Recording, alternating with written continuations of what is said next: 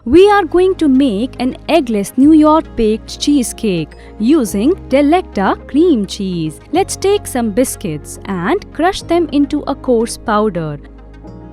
Add in D'lecta Unsalted Butter and mix it well.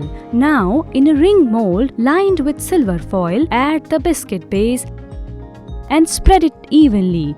And bake it at 180 degrees for 5 to 7 minutes. Now, let's take some warm milk, add in white chocolate and mix it until the chocolate dissolves. In another bowl, add in D'lecta cream cheese and add in caster sugar and whip it until it's smooth and well combined. Add in corn flour and refined flour and mix it well.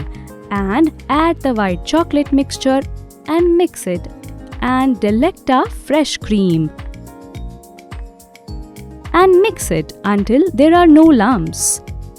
Now, in the baking tray, add in water around the mold and then add in the cream cheese mixture and spread it across evenly. Bake at 160 degrees for 55 to 60 minutes. Once baked, keep it aside to cool down and then demold it. Super delicious eggless baked New York cheesecake is ready. To learn more delicious and easy recipes, don't forget to subscribe to Dlecta.